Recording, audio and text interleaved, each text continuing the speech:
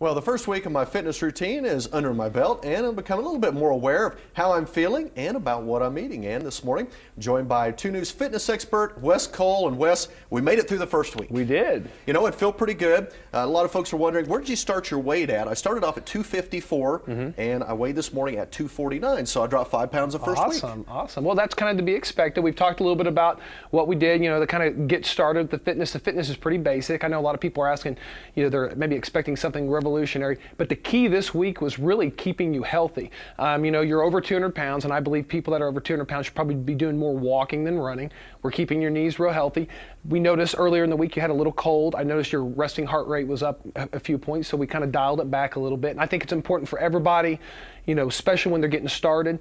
Don't be afraid to dial it back a little bit if you're not feeling great. And I think that's one of the reasons you've been feeling real good so far. Yeah, and really battling that head cold, of feeling a little bit still today, but so we're still able to work out even though we have a little bit of a cold. Just dial it back a little bit. Dial it back, and that was one of the benefits of wearing a heart rate monitor and always being aware of what's going on in your body internally. It wouldn't have done us any good, to hit it real hard. You might have just gotten, real sick, but because we kind of dialed it back a little bit, you're feeling good, you're feeling healthy, and we're going to be able to maybe kick it up a notch, maybe a little bit next week. All right, so I got to remember that. Okay, now we have the workout covered. Now, what about nutrition? This is something that was definitely different, cutting my caloric intake down on a daily basis. Tell us a little bit about that. Well, one of the things that we're doing is, of course, we're watching the calories. Calories do matter. One of the things I've suggested, too, is lowering your carbohydrates in the last couple of meals. Getting most of your carbohydrates in the early mornings or right before or right after your workouts. And then dinner, maybe focusing on more vegetables. Carbohydrates are great, but they tend to hold water, and they can kind of bloat people up a little bit. So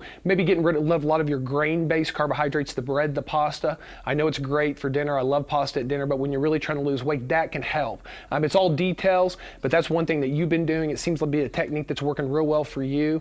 And most importantly, getting those vegetables and getting that protein in. That's another thing I've been stressing constantly, making sure you're getting enough protein to help heal your sore muscles. And it's been working, I think, for you real well. Yeah, and the food journal has been great as well to mark everything down. I feel like I'm eating a lot more than I normally am.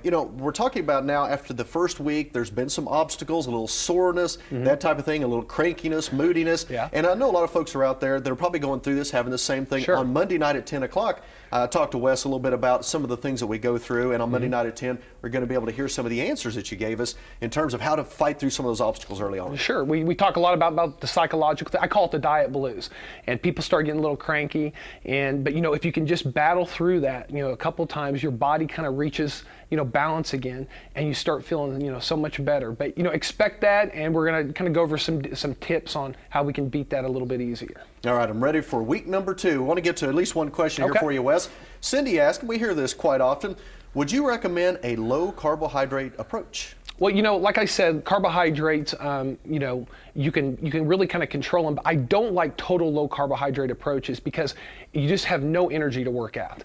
And the thing about it is you can watch your carbohydrates in the last couple meals, but it's been my experience that if you totally eliminate your carbohydrates, you're just not going to have enough energy, to get your workout. It's very important for people to remember that your body can't utilize fat. It can't break it down quick enough, especially for anaerobic activities like weight training, high intensity cardio. So it's important to get some of those carbohydrates in. It's important for balance. I don't believe in taking out an entire food group. Watching your carbohydrates in the later parts of the day can help, but no, I'm not really for a total low carbohydrate program.